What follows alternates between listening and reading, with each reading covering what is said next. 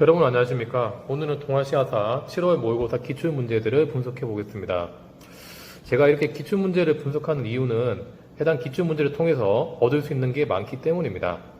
우선은 전국 단위 시험은 지역적인 문제는 나오지 않고 비중 있는 문제들 위주로 출제가 되기 때문에 요즘 트렌드나 시험에서는 무엇이 중요한지를 파악할 수가 있습니다. 또 이런 기출문제들을 변형하거나 응용해서 실제 수능에서도 문제가 출제되는 편입니다. 어차피 내신은 아니기 때문에 이런 기출문제들을 내가 맞췄다, 틀렸다 하는 게 중요한 게 아니고요. 결국 이런 난이도, 이런 유형, 이런 주제로 시험에 나오는구나를 파악하고 이와 연관된 개념들을 정리하는 것이 중요할 겁니다.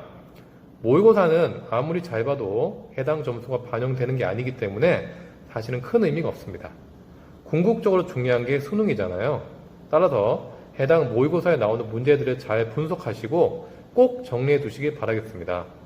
선생님 영상은 여러분들이 이렇게 따로 정리하는데 도움을 주기 위해서 제작된 겁니다. 자, 그럼 시작해 보겠습니다. 그럼 여러분들 동아시아사 1번 문제부터 같이 보겠습니다. 1번은 보니까 가에 들어갈 유물로 적절한 것은 이라고 되어 있는데요. 이건 여러분 홍산 문화가 나온 걸로 봐서는 신석기 시대를 가리키는 것이다 라고 볼 수 있습니다. 자, 동아시아사 기출문제에서는 이 신석기 시대에 대해서 항상 이렇게 한 문제씩은 꼭 출제가 되고 있습니다. 그래서 우리가 이 신석기 시대에 대해서는 따로 정리를 해볼 필요가 있을 것 같은데요. 선생님 화면을 잠깐 좀 넘겨보겠습니다. 자, 이게 여러분 보면 동아시아사 이제 교과서에 나와 있는 동아시아 각 지역의 신석기 유적과 유물이라고 이렇게 사진이 있는데요. 여기서 특히 중요한 지역은 홍산 문화가 있는 랴오 허강 쪽이고요. 그 다음에 보면은 자, 양사오 문화가 있었던 황하강 쪽. 그 다음이 창장강, 중국의 장강이라는 양쯔강 쪽에 있었던 허무드 문화. 그 다음에 만주 한반도 지역에 비싼 무늬 토기가 있었던 만주 한반도 문화. 세 번째가 일본 열도의 조몬 문화. 이렇게 여러분들 보면 크게 5군데 정도로 우리가 신석기 시대 유적지들을 볼 수가 있습니다. 대표적인 그 신석기 시대의 그 유물들도 우리가 기억을 하실 필요가 있는데 홍산 문화에서는 이 토기가 굉장히 많이 이야기가 되고 있습니다. 그리고 이 토기가 특징이 보시면 밑이랑 위가 이렇게 뚫려 있습니다. 그래서 밑이랑 위가 이제 뚫려 있다는 뜻은 이게 땅과 하늘을 통해서 이렇게 제사를 지내는 용도로 쓰이지 않았나. 그러니까 하늘을 이어주는 매개체 역할을 했던 그런 토기가 아닌가 이야기가 되고 있고요. 그 다음에 홍산 문화가 있었던 지역은 당시 기술 수준이 굉장히 많이 발달했기 때문에 그 옥기라고 해서 구슬로 만들었던 그런 공예품들이 많이 발달했습니다. 자, 그래서 여기 나와 있는 옥기도 있고요. 그 다음에 여기도록 보시면은 오른쪽에 이렇게 그 여신상이라고 나와 있죠. 이것도 홍산 문화의 대표적인 유물이라 볼 수 있는데 특히 여신상에서 보면은 눈이 이렇게 여러분들 구슬로 만든 걸 알 수가 있습니다. 이런 거 하고 그다음 홍산 문화의 채도 하는 등이 홍산 문화의 대표적인 특징입니다. 꼭 정리 잘 해두시고요. 시험에도 특히 신석기 시대에서도 홍산 문화가 자주 나오는 편입니다. 자, 그리고 나머지 문화들별로 유물들을 정리해 두시면 될 것 같은데 양서원 문화에서는 이렇게 기하학적인 무늬가 있는 채도가 많이 출제가 되고 있어요. 이것도 정리해 두시면 되겠고요. 그 다음에 중국의 이제 남쪽에 보면은 자, 양쯔강 쪽에 창장강이 있는데 창장강 쪽에 있었던 문화가 당시 허무드 문화라고 해가지고 여기는 여러분들 날씨가 굉장히 따뜻하기 때문에 벼농사도 지었던 곳입니다. 그래서 이 토기는 그 벼의 그 이상 무늬도 있고요. 그 다음에 여기는 또 가축을 키웠던 것이 잘 드러나는 것이 이 토기에 이렇게 돼지 모양의 가축도 그려져 있습니다. 그래서 이런 벼농사 그림하고 이 돼지 문양이 있는 것이 보면 당시에 창장강 쪽에 허무도 문화다 이렇게 볼 수가 있는 거죠. 그래서 하나가 홍산 문화, 그 다음에 양사업 문화, 그 다음에 허무도 문화. 요 세 곳은 꼭 기억을 잘 해두시고 정리해 두시기 바라겠고요. 그 다음에 이제 한반도 쪽에서는 한반도의 대표적인 토기가 빗살무늬 토기죠. 신석기 시대 때 여기 나와 있습니다. 자, 그리고 일본 열도에서는 조몬 문화의 이 토기인데요. 이 토기를 가리켜서 조몬 문화랑 같이 연관해서 조몬 토기라고 이야기합니다. 이 조몬이란 것이 여러분들 한자로는 승문이라 하는데요. 줄을 뭔가 토끼줄 모양으로 꼬아가지고 이 토기에다 좀 이어붙일 모양이다라고 해서 이거를 승문토기, 승자가 줄승자에 문자가 문인문자입니다. 자, 그 다음에 여기 이제 여성을 표현한 토우라고 되어 있는데 이것도 조몬토기의 대표적인 특성입니다. 방금 봤던 여신상은 홍산문화고 그 다음에 이 토기는 당시 조몬 문화를 나타내는 대표적인 것이다. 이렇게 볼 수 있습니다. 좀 동아시아사 그 시험 문제에서 항상 이 신석기 시대가 꼭 나오기 때문에 이 부분은 꼭 정리를 하시고 가셔야 됩니다. 자, 그럼 다시 문제로 가보겠습니다. 자, 그럼 문제는 이런 문화가 나와 있고, 그 다음에 랴오허강이라고 되어 있죠. 그럼 이 지역의 이제 대표적인 문화 유물을 찾으면 되겠는데, 방금 갔던 그 교과서의 그림을 생각해 봤을 때, 네, 정답은 바로 몇 번이다? 1번으로 알 수가 있겠죠? 네, 여기 보면 홍산 문화의 대표적인 채도, 톡이라고 말씀드릴 수 있고요. 2번 어디입니까, 여러분들? 2번은, 자, 한반도의 비싼 문이 토기를 나타낸 것이다. 말씀드릴 수 있습니다. 3번 같은 경우는 자, 새끼줄 무늬로 이렇게 좀 꼬아서 토기에다 이어붙인 모양이죠. 그래서 이거는 조몬 토기, 즉 일본을 가리키는 것이다. 라고 볼 수 있고요. 자, 4번은 기하학적인 무늬가 이 토기 안에 들어가 있습니다. 그래서 이거는 중국에서 황하강 쪽에 있었던 양사오 문화다. 말씀드릴 수 있고 5번은 돼지 무늬에 이렇게 토기가 그려져 있죠. 이거는 허무도 문화다. 양쯔강 쪽의 허무도 문화다. 이렇게 정리할 수 있습니다. 그래서 이렇게 신석기 시대는 항상 문화 유물을 가지고 시험에 많이 나오는 편이기 때문에 꼭 이렇게 정리를 잘 해주시면 되겠습니다. 이번에는 2번 문제 보겠는데요. 2번이 보면 가 인물이 활동한 시기에 보일 수 있는 모습으로 가장 적절한 것은 되어 있습니다. 근데 가 인물이 어떤 인물인지 보니까 해상왕 되어 있고요. 법화원 되어 있고 청해진 되어 있습니다. 여러분들 그럼 이 인물 같은 경우는 한국사를 공부한 친구들이라면 바로 누군지 알 수 있을 겁니다. 자, 해상왕 그러면 생각나는 사람이 장보고죠. 네.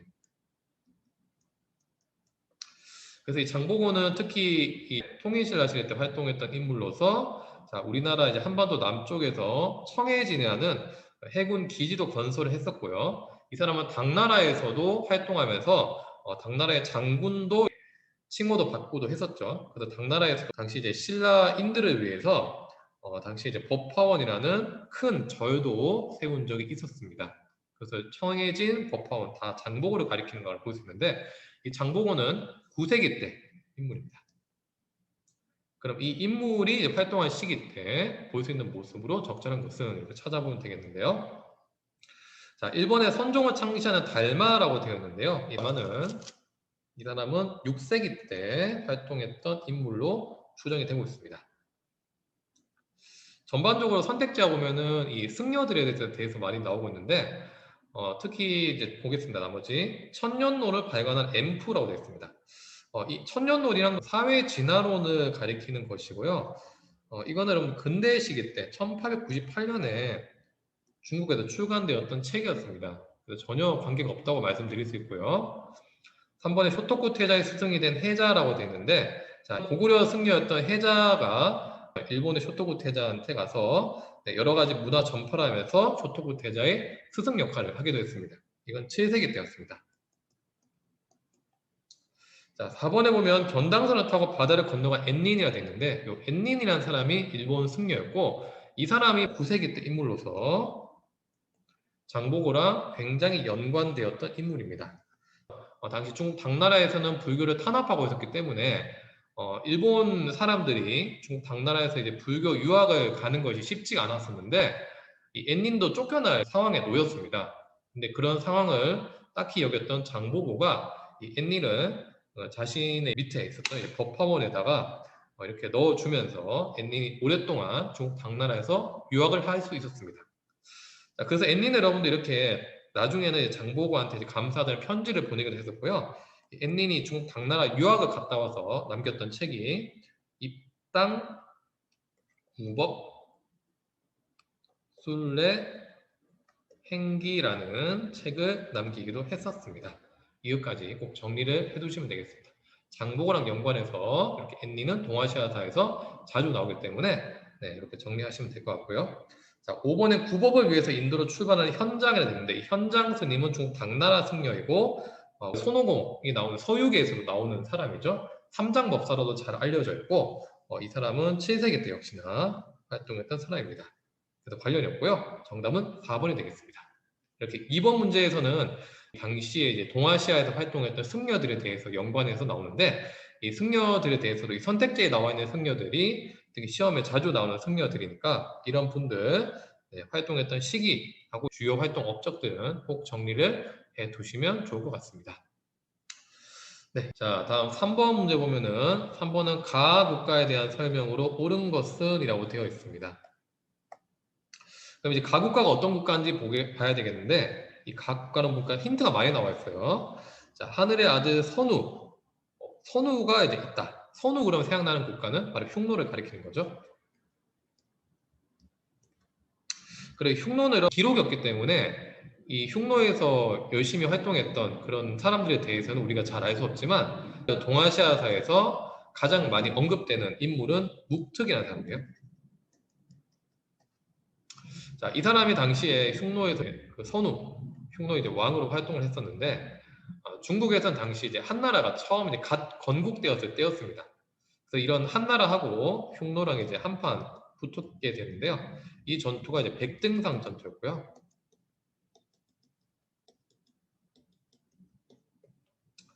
당시에서 예상을 깨고 흉노가 아주 큰 승리를 거두게 되었습니다. 근데 백등산 전투에서 흉노가 승리를 거두게 되면서 당시 흉노가 굉장히 기세가 올라갔던 상황이었고 당시 한나라에서는 이 흉노를 좀 두려워해서 흉노에다가 이렇게 공주를 보내게 됐었는데 그때부터 중국에서 유목민족한테 파견되었던 공주를 가리켜서 화본공주라고 이야기하고요. 이 화본공주는 친선을 도모하기 위해서 파견되었던 공주들이다고 볼 수 있습니다. 이런 그 화본공주를 보냈던 거는 중국 한나라뿐만 아니고요. 나중에 중국의 당나라 때도 똑같이 적용이 됩니다. 유목민족들을 힘으로 제압할 수 없었던 한나라나 당나라는 이 유목민족들한테 한나라나 당나라 왕실에 그 공주를 이렇게 시집 보내서 이 유목민족들하고 좀 친선 관계를 유지했던 거다. 이렇게 말씀을 드릴 수가 있죠. 자, 그리고 흉노 그러면 좀 대표적으로 또 나오는 것이 흉노에서는 또 좌현왕, 우현왕이라 해서 이 선우 밑에 있었던 또 다른 왕들이 있었습니다. 근데 선우가 이제 가장 지위가 높았고 그 다음에 좌현왕, 우현왕 이렇게 또 따로따로 있었던 것이죠. 아무튼 이런 게 이제 흉노의 당시 특징이라고 말씀을 드릴 수가 있는데 자 그러면 여러분들 정답을 찾아보면은 몇 번이죠? 네, 바로 좌현왕과 우현왕 등을 두었다라고 되어 있는 5번이 바로 이제 정답이 될 수가 있겠죠. 나머지 선택지로 같이 보겠습니다. 자, 1번에 낙랑군을 축출했다라고 되는데 낙랑군은 한반도에 있었던 그 한사군 중에 하나였죠. 그래서 이거는 고구려의 미천왕 때 이 낙랑군을 이렇게 멸망시켰는데 그거를 설명을 하는 것 같고요. 이번에 골품제를 시행했다 되어 있습니다. 골품제 그러면 생각나는 국가는 자, 신라라고 말씀을 드릴 수가 있겠죠. 3번에 이제 안남 도호부를 설치했다 되어 있는데요. 여러분 도호부나 도독부 등이 나오면은 중국 당나라를 가리키는 것입니다. 중국 당나라가 이제 활발한 정복 사업을 펼치면서 주변 국가들을 멸망시키고 나서 거기다 설치했던 것이 도호부나 도독부라고 말씀을 드릴 수가 있습니다. 그래서 당시에 당나라가 이제 고구려를 멸망시키고 나서 고구려에도 보면 안동도호부, 백제를 멸망시키고 나서 백제에는 웅진도독부를 설치하기도 했었죠. 이건 당나라랑 관계된 설명이고 4번에 맹한모국제를 실시했다 되어 있는데 자 이거는 여진족에 세웠던 금나라에서 시행했던 제도였습니다. 참고로 중국에서는 그 금나라 이전에 있었던 북방 유목민족이 세웠던 국가로 요 나라가 있었는데요. 요 나라에서 시행했던 것은 보면 자 북면관제 그 다음에 남면관제라는 것이 있었습니다. 그 다음 요 나라, 금나라 그 다음에 있었던 나라가 자 중국의 이제 몽골이었죠. 몽골 나중에 원을 세우게 됐었는데 이 몽골이 시행했던 거는 칭기즈칸테 천호제, 백호제 라는 걸 했었고요. 그리고 이후로 나중에 시간이 지나고 나서 중국에 다시 청나라가 새로 생기는데 이 청나라에서 했던 거는 팔기제라는 제도가 있었습니다. 자, 이런 것들이 당시 북방 유목민족이 세웠던 국가들의 특징들이니까 하나씩은 꼭 정리해서 기억해 두시면 되겠습니다. 이렇게 3번 문제는 이 정도 정리하고 넘어가도록 하겠습니다. 자, 4번은 가 황제에 대한 설명으로 옳은 것은 이라고 되어 있는데요. 이 황제랑 관계되었던 인물이 보니까 정화가 나와 있습니다.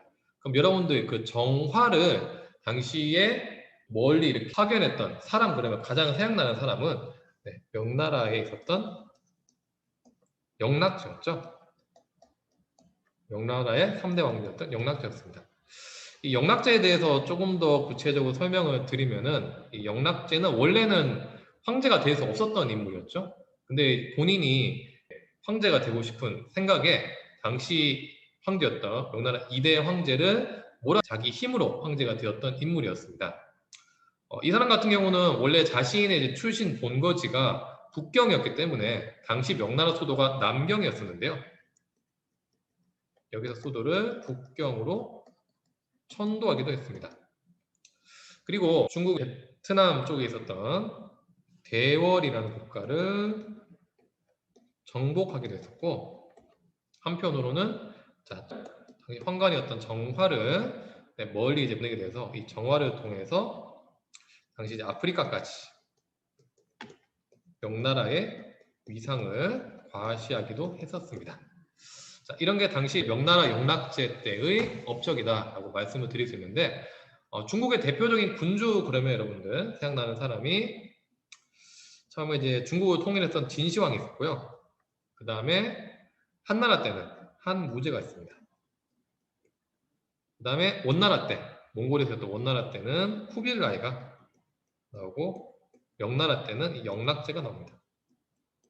그래서 이 황제들이 있을 때 별로 각 업적들이 있는데 그 업적들에 대해서는 여러분들이 별도로 좀 정리를 해 두실 필요가 있을 것 같습니다. 이번 시험에도 보니까 많이 나온 편입니다. 이렇게 이제 영락제에 대해서는 정리를 드렸는데, 그러면 정답을 찾아보겠습니다. 정답은 남경에서 북경을 천도했다고 되어 있는 5번이 되겠죠? 1번에 남송을 멸망시켰다. 이거는 아까 전에 여기 나와 있었던 쿠빌라이의 업적입니다. 그다음 사고전설을 편찬했다라고 되어 있는데, 이 사고전설 같은 경우는 중국 청나라 때 걸륭제 때 오징악의 집대성에서 편찬되었던 백과사전이었습니다. 관련이 없고, 3번에 나는 진압했다 되는데, 이가 3번에 나는 진압했던 거는 중국 청나라 이제 강희제 때의 업적이었고, 강희제는 참고로 말씀드리면 그 당시 바다에서는 타이완 쪽에 정성공 세력이 청나라에 계속 대항하고 있었기 때문에 이 정성공 세력을 견제하고자 강희제 때는 천계령을 내리기도 했었습니다. 여기까지 정리를 좀 해두시면 될 것 같고, 자, 백등산 전투에서 패배했다. 아까 백등산 전투 설명을 드렸죠. 흉노 묵툭이라는 사람이 있을 때 발생했던 전투였는데, 이 전투에서 묵툭이 승리를 거두었어요. 패배자도 있었겠죠. 그 패배자는 당시 중국 한나라를 세웠던 한고조였습니다. 이 한고조 그러면 또 하나 우리가 생각해 봐야 되는 것은, 이 사람 때 중국에서 시행했던 것은 군국제라는 제도를 시행했습니다. 이거는 당시 중국 주나라에서 시행했던 것이 봉건제였고, 다음에 중국 진나라에서 시행했던 것이 군현제였는데, 이 한나라 때는 이것을 짬뽕을 시켜서 봉건제랑 군현제를 같이 섞어서 했던 것입니다. 그래서 중국 이제 한 고조가 있었던 서울 가까운 지방에는 군현제를 시행을 해서 직접 통치를 했고요. 반면에 좀 그 당시 한나라 수도랑 멀었던 곳 같은 경우는 여기 제후들한테 땅을 분배해주는 봉건제를 하기도 했었습니다. 그게 이제 군국제였는데, 나중에 이런 것들은 한무제 때가 되면은 다시 다 폐지가 되고 군현제로 다 시행이 되게 되었습니다. 여튼 한고조 때는 군국제를 시행했다까지 이렇게 각 황제들 업적을 볼 수가 있을 것 같습니다. 자, 그래서 이렇게 4번을 정리해 봤습니다. 그럼 이제 5번으로 가겠습니다. 자, 5번도 역시나 보니까 가 황제에 대한 설명으로 옳은 것은이라고 되어 있어가지고 이 황제의 업적, 그리고 황제의 추가적인 업적을 이제 묻고 있는 것 같은데, 이 황제가 보니까 자, 고조선을 멸망시켰고 흉노를 공격했다라고 되어 있죠. 자, 그렇다면 이 사람은 바로 중국 한나라의 한무제를 가리킨 것이다. 이렇게 볼 수가 있습니다. 그러니까 한 나라가 한 고조 때만 하더라도 계속 흉노한테 밀리고 있었죠. 하지만 본격적으로 한 나라가 반격을 했던 것이 한무제 때라고 볼 수 있는데, 이 한무제 같은 경우는 당시 흉노를 먼저 공격하기 위해서 다른 나라랑 동맹을 맺으려 했습니다. 그래서 당시에 흉노 왼쪽에 있었던 국가가 월치라는 국가가 있음을 알게 되고, 이 월치랑 동맹을 맺어서 흉노를 치기 위해서 장건을 서역으로 파견하게 됐습니다. 이렇게 서역으로 파견하는 과정에서 중국에서 그 서쪽으로 무역하는 무역 루트가 생기게 되는데, 그 무역 루트를 가리켜서 비단길이라고 하죠. 비단길도 개척이 되었습니다. 자, 그리고 여러분들 한무제 때는 이제 비록 월지랑 동맹을 맺는 데는 실패했었지만 한나라 스스로 이렇게 혼자 힘으로 흉노를 공격해서 흉노를 많이 약화시키는 데로 성공을 했습니다. 그리고 그것뿐만 아니고 한무제 때는 보다 적극적인 정복 사업을 더 펼쳐가지고 한반도에 있었던 고조선을 멸망시키고 중국 남쪽에 있었던 베트남, 남워를 역시나 또 멸망시키기도 했었습니다. 이게 한나라 무제 때의 대표적인 대외 사업이었고요. 그다음 한무제 때에 또 다른 특징들이 있죠. 뭐 국내적으로 봤을 때는 유교를 강화해서 유교를 이제 국교로 이제 받아들이기도 했었습니다. 그리고 이렇게 유교를 국교로 받아들이게 되면서 학교도 하나 세우게 되는데, 그 학교가 태학이 됩니다. 이 태학은 나중에 우리 한반도의 고구려 때 소수리망이 세웠던 학교랑 역시 이름이 같기도 합니다. 학교가 이제 국교화되는데 가장 대표적으로 도움을 주었던 사람이 동중서란 사람이었습니다. 하지만 여러분들 한무제 때는 또 이런 특징이 있죠. 너무 이렇게 정복 사업을 많이 펼치다 보니까 국가에도 재정이 악화되는 모습들이 많이 생기게 되었습니다. 그래서 한무제 때에는 이런 재정을 보충하기 위해서 당시에 일반 백성들의 생필품이었던 소금하고 철을 직접 국가에서 판매를 하기도 했었는데요. 이런 제도를 가리켜서 전매 제도라고 이야기합니다. 이거 당시에는 소금하고 철을 가지고 국가에서 직접 판매를 하기도 했습니다. 자, 아무튼 간에 이게 한무제 때의 당시 업적인데 꼭 정리를 좀 잘 해두시면 될 것 같고요. 자, 그러면 이제 이 헝무제랑 이제 관계되어 설명을 찾아보면 되겠습니다. 자, 바로 정답은 여기 나와 있는 장건을 서역에 파견했다 했는 1번이 되겠죠. 이번에 다이오 율령을 반포했다 되어 있는데, 이 다이오 율령은 일본에서 이제 반포가 되었던 율령이었고요. 701년에 반포되었던 율령이었습니다. 3번에 준항을 몰아내고 집권했다라고 되어 있는데, 자, 이거는 고조선의 준항을 몰아내고 집권했던 위만을 가리키는 것이다 라고 볼 수 있고, 이때부터 고조선을 가리켜서 위만조선이라고도 합니다. 4번에 항우와의 전쟁에서 승리했다. 자, 항우와 전쟁에서 승리했던 사람이 유방이고, 이 유방이 바로 이제 한 고조였죠. 이번에 5대 19개 분열을 수습했다 됐는데, 이 5대 19는 907년부터 979년까지 발생했었고요. 중국이 이제 상당히 좀 분열이 심했는데, 이 중국을 다시 통일했던 나라가 송나라였습니다. 그러니까 당나라 멸망 후에 중국에 좀 분열이 있었는데, 이거가 이제 당시 이제 5대 19시기였고요. 5대 19시기를 송나라가 다시 중국을 통일하게 되었습니다. 그래서 이거는 이제 송나라 때 처음 세웠던 송태조를 가리키는 설명이라고 볼 수가 있겠죠. 6번은 가왕조의 대외 관계에 대한 설명으로 옳은 것은 이라고 되어 있죠. 근데 여러분들 이거를 이제 보니까 일본에서 찾을 수 있는 백제라고 되어 있고, 그리고 백제 유민들이 나와 있습니다. 유민이란 거는 나라가 망하고 떠돌아다니는 사람들을 가리키는 것이기 때문에, 자, 이 백제 유민들이 나와 있다는 거는 아마 백제 부흥운동을 가리키는 것이다 라고 볼 수가 있죠. 또 한 가지 힌트가 이제 백강전투라고 되어 있는데, 이 백강전투는 백제 부흥운동이 발생했던 대표적인 전투라 볼 수 있고, 전투가 보면 백제랑 백제를 지원했었던 외가, 일본이죠. 이번에 연합해가지고 당시 신라랑 당나라 연합군이랑 싸웠던 전투를 이야기합니다. 연도는 663년이었고 이 전투가 한국사에서는 별로 큰 게 중요하진 않지만 동아시아사에서는 좀 중요하게 생각되는 이유는 당나라가 중국이고 외가 일본이고 그다음에 신라랑 백제가 한국이기 때문입니다. 보면 이건 한중일 세 나라가 다 같이 전쟁에 참여했던 동아시아에서 이제 국제 전투라고 볼 수가 있죠. 그러다 보니까 중요한 의미를 지닌다고 말씀을 드릴 수 있고, 이 한중일 세 나라가 또 참여했던 또 대표적인 전투가 보면은 이후로 1592년에 있었던 임진전쟁이죠. 임진전쟁도 역시 한중일이 참가했던 전쟁이었습니다. 백강전투는 동아시아 사회에서는 좀 중요한 의미를 지니기 때문에 좀 상세하게 정리를 할 필요가 있다라고 이제 말씀을 드릴 수 있는데, 아무튼 여기서 이제 보니까 신라 나와 있고 외에 나와 있고 백제로 나와 있죠. 근데 지금 빠져 있는 나라가 어디입니까? 바로 당나라입니다.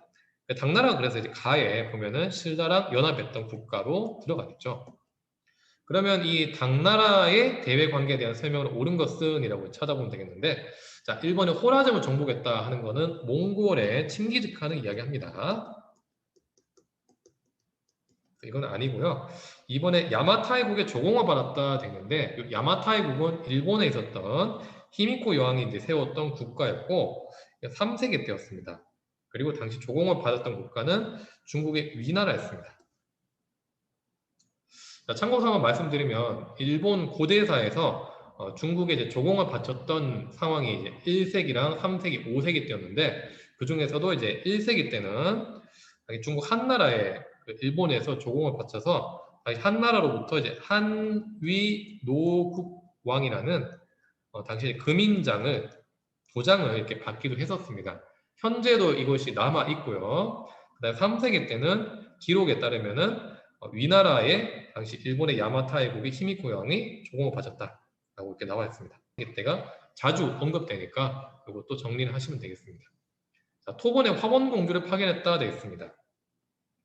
화본공주는 여러분들 아까 선생님이 말씀드렸지만은 중국에서 무력으로 이렇게 주변 나라들을 제압하기 힘들 때 주변 나라들, 유목민족 국가들하고 특히 친선관계를 맺기 위해서 파견되었던 공주라고 말씀드렸죠. 이런 제도를 시행했던 국가는 두 나라 있다고 말씀드렸습니다.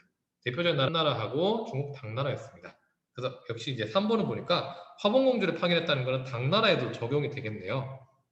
거란과 이제 전년의 맹약을 체결했다 돼 있는데 거란과 전년의 맹약을 체결했던 것은 중국 송나라였습니다. 연도는 1004년이었고요.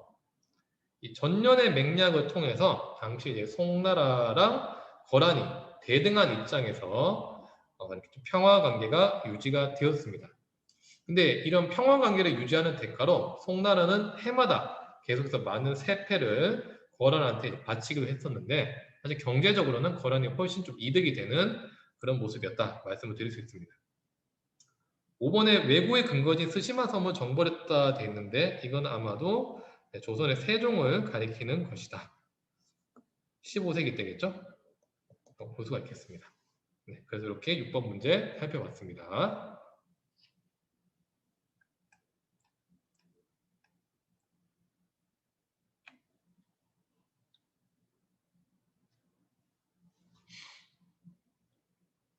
자, 다음 7번 문제 보겠습니다. 7번 문제 보니까 가 제국에 대한 설명으로 옳은 것은 되었는데 자, 가의 쿠빌라이라고 되어 있죠. 여러분. 쿠빌라이는 바로 중국 원나라에서 5대 황제가 바로 이 쿠빌라이죠.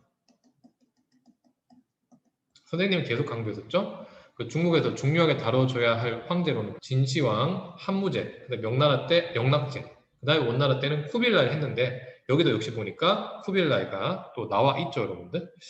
이 쿠빌라이의 좀 대표적인 특징을 이제 말씀을 드리면은 당시 쿠빌라이는 자 그동안에 이제 몽골이 유목 국가였다면 이 쿠빌라이 같은 경우는 이런 몽골을 중국식 국가를 바꾸었던 사람입니다. 이 사람 때 당시 몽골 제국에서 국가 명칭을 이제 원나라로 이제 개칭을 하고 수도도 당시에 농경민족의 이제 국가 수도였던 북경으로 수도를 정하기로 했습니다. 그리고 쿠빌라이 때는 중국 남쪽을 계속 이제 공략을 해서 마침내 중국 남쪽에 있었던 남송을 정복을 하게 됐고요. 그리고 쿠빌라이 때 고려가 마침내 항복을 하게 됩니다. 그리고 고려 옆에 있었던 국가가 뭐예요? 일본이죠. 그래서 쿠빌라이 때는 이 고려가 이제 항복한 것을 이용해서 이 고려 군사랑 같이 원나라가 일본을 치기도 했습니다. 그래서 일본을 공격하기도 했었고요. 이게 지금 이 사료에 이제 나와 있는 거예요. 보니까. 그 또 한 가지가 보면은 남쪽으로는 베트남을 공격하게 됐었는데 당시 이제 베트남에 쩐 왕조가 있었습니다. 그 쩐 왕조를 베트남을 공격하게 됐던 것이 쿠빌라이 때 업적이라 말씀드릴 수 있습니다.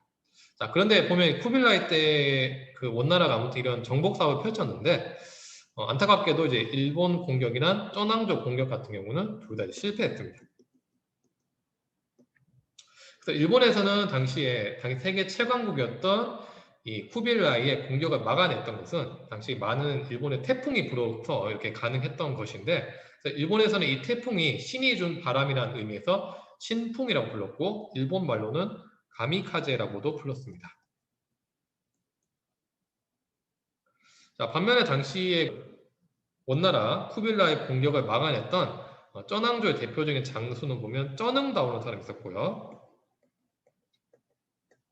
이 사람은 당시에 사기가 떨어져 있던 베트남 군인들한테 격장사라는 경문을 써가지고 베트남 군인들의 사기를 이렇게 올리게 되고, 그리고 그런 여세를 몰아서 당시 몽골의 침략을 격퇴하기도 했었습니다.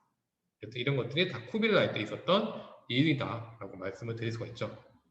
그럼 선택지 보면은 정답은 쩌낭조를 공격했다라고 되어 있는 4번이 되겠습니다. 일본의 별무반을 편성했다 되는데, 이 별무반은 고려시대 때 윤관이 편성했던 것이고요. 이번에 팔기제를 운영했다 되겠죠. 팔기제는 선생님이 아까 전에 말씀드렸습니다. 중국 청나라의 제도였다. 3번에 천계령을 시행했다 하는 거는 자, 중국 청나라 때 강희제가 타이완의 정성공 세력을 막기 위해서 시행했던 제도였다. 청계령은 특히 보면 당시 중국이 이제 바다 쪽을 싹 이제 비워버리는 것을 이야기합니다. 그래서 그런 걸 통해서 타이완의 정성공 세력이 완전히 고립되어서 결국에는 청나라한테 항복하도록 이렇게 유도했던 것이 청계령이었죠. 5번에 금의 공격으로 멸망했다 돼 있는데, 이거는 아마도 요나라나 당시에 이제 북송을 가리키는 겁니다. 그래서 정답은 4번이 됩니다. 실무 문제 살펴봤습니다. 자, 다음 8번 보겠습니다. 8번은 가 인물에 대한 설명으로 옳은 것은 이라 되어 있는데요.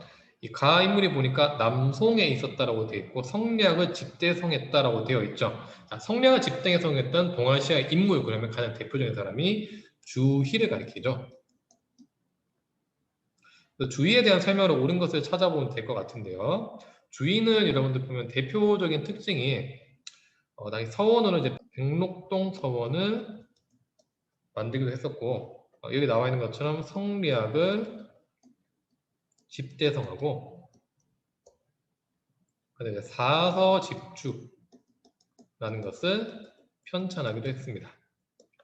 자, 이런 것들이 주의의 대표적인 특징으로 우리가 정리할 수 있을 것 같은데, 자, 그러면은 정답은 바로 사서집주를 편찬해서 되어 있는 2번이 되겠죠. 1번에 아담샬과 교유했다라고 되어 있는데, 이 아담샬은 당시 명나라나 청나라 시기 때 활동했던 서양인이었고요. 이 사람은 당시 명나라의 서광계랑 같이 교류하기도 했습니다. 소현세자랑 교류했다는 뭐 이야기도 있긴 한데 이게 정확하지는 않습니다. 이건 조금 보류할 수 있는 그런 상황이고, 3번이 그럼 좀 헷갈릴 수가 있었을 것 같습니다. 백운동 서원이 되겠죠. 근데 백운동 서원은 백록동 서원하고 이름이 비슷한데 다른 겁니다. 백운동 서원은 조선의 주세붕이 세웠던 서원입니다. 다르고요. 4번에 사서오경 외훈을 저술했다 되어 있는데, 이건 후지와라 세이카는 사람이 일본에서 임진왜란 후에 그 포로가 되었던 강항이라는 조선 승려를 통해서 성리학을 공부하고 나서 편찬했던 책이 사서오경 외훈입니다. 5번에 심증리와 지행 합의를 강조했다 되는데, 자, 이거는 성리학이 너무 학문적인 거에만 빠져 있다 보니까 성리학의 문제점을 지적하면서 당시 왕양명이라는 사람이 만들었던 양명학을 가리키는 거라고 볼 수가 있습니다. 근데 역시 관련이 없고 정답은 2번이 되겠다라고 볼 수가 있겠습니다. 이렇게 8번 문제 정리하시면 되겠습니다. 성리학에 대해서는 특히 동아시아사에서 자주 이렇게 한 문제씩은 꼭 이제 출제가 되고 있으니까 여기도 꼭 정리를 하시고 넘어가셔야 될 것 같습니다. 자, 9번 문제 보겠습니다. 9번은 가하전쟁이 동아시아에 끼친 영향으로 옳은 것은 됐는데, 동아시아 교과서에서도 이 시기 때, 자, 16세기, 17세기 때 대표적인 이제 동아시아 국제 전쟁이라고 해서 보면 이때 임진왜란, 그 다음에 이제 병자호란 등이 이제 자주 출제가 되고 있는 편이죠. 그래서 임진왜란하고 병자호란은 꼭 이제 정리를 잘 해두셔야 될 것 같은데, 이 가전쟁은 이제 보니까 평양성 탈환도 돼 있고 부산에서 싸웠다, 그리고 왜가 나와 있다 하는 걸 봐서는 임진왜란을 가리킨 것이다. 볼 수 있습니다. 그런데 문제가 유도하는 바는 영향이라고 되어 있죠. 영향이란 거는 임진왜란이 가지고 오게 된 결과를 찾아보면 되겠습니다. 자, 그러면 바로 여러분들 정답을 찾을 수 있는데, 정답이 5번이 되겠죠. 일본에서 도자기 제조 기술이 발달했다 되어 있는데, 그 이유는 임진왜란에서 일본이 물러나게 됐는데, 그때 일본이 물러날 때 순순하게 이렇게 물러났던 것이 아니고 조선에서 상당히 많은 사람들을 포로로 데리고 갔습니다. 그리고 그때 포로로 데려갔던 대표적인 사람들이 도자기를 만들었던 도공들을 많이 데리고 갔습니다. 그래서 이 도공들이 일본으로 끌려가서 일본에서 이제 아리타 도자기를 해서 일본의 독특한 도자기를 만드는데 이렇게 활동을 하기도 했었습니다. 그래서 이 전쟁을 가리켜서 일본에서는 도자기 전쟁이라고도 이야기하는데, 그만큼 임진왜란은 도자기랑 관계가 있다고 말씀을 드릴 수 있습니다. 일본의 조선에서 삼포해란이 일어났다 되는데, 이건 임진왜란 이전이었고요. 16세기 때였습니다. 이번에 명에서 토목보의 이제 변이 발생했다 되는데, 이 토목보의 변은 당시 명나라 황제가 그 몽골에 직접 대항하기 위해서 직접 전장에 참여했다가 몽골에 오히려 포로로 잡혔던 큰 사건을 이야기합니다. 이거는 15세기 중반 때를 이야기하는 것이고요. 관련이 없습니다. 3번에 명에서 장거정이 개혁을 추진했다 됐는데, 이 장거정이라는 사람이 추진했던 대표적인 개혁은, 자, 세금을 은으로 납부하는 1조 편법이란 것을 하게 되었고요. 이거는 16세기 중후반 때의 일입니다. 4번에 만주 지역에서 아부다가 금을 건국했다 되어 있는데, 자, 이거는 12세기 때입니다. 그래서 역시 관련이 없고 정답은 5번이 되겠습니다. 자, 9번 문제 넘어가겠습니다.